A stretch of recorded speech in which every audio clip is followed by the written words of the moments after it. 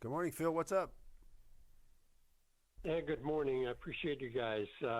I'm retired. I have two accounts, a rollover IRA and a Roth, and thinking of what the tax increases are going to be coming from the federal government. While I have time this year, I want to know your recommendation on how much I should convert over to Roth to save on some taxes. Well, first of all, what's your tax bracket? Do you have any idea? Yes. First of all, I'll be planning to make about $80,000 a year. Okay, okay. Married, filing joint, single? Yes. You're married, Married, filing joint? Yes. Okay, Okay. so he's got, and you take the standard deduction?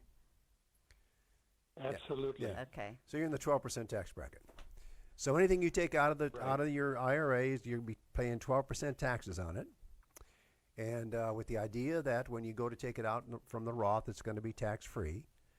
And you're not giving up much. You're giving up 12%. Now, the way to make this work financially is that you need to, once you take the 12% out, you need to replace that 12%.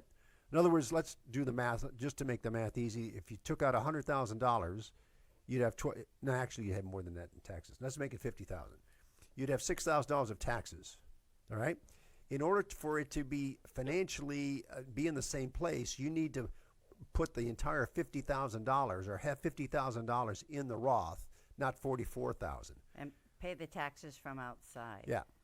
So, and along the lines of what you're talking about for potential tax bracket increases, I had looked at a couple filing joint, standard deduction, making $80,000 under the proposals, and I'm pretty sure it goes from 12 to 18%, which is a pretty good jump.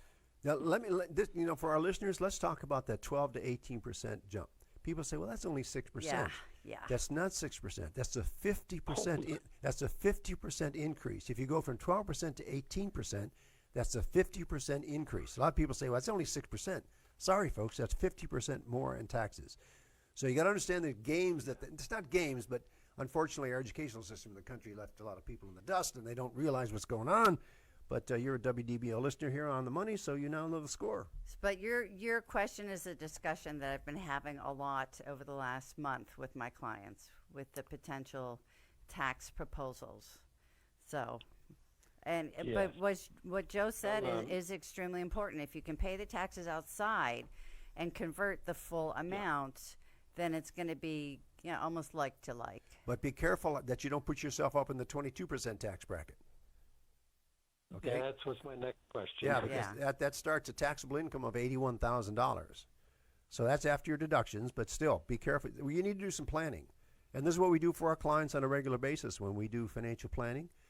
We look at where you are, and does it make sense to take advantage of today's lower tax brackets. And there's been many cases we've had in the office in the last several months where we do financial planning. We look at their cash flow on a year-by-year basis, and we find that this is an ideal time to perhaps do those Roth conversions.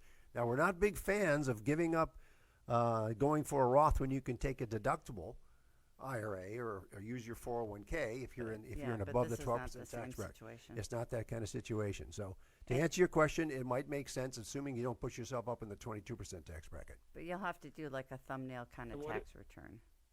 Go ahead. What is that level to get to 22 income-wise? Taxable income of $81,000.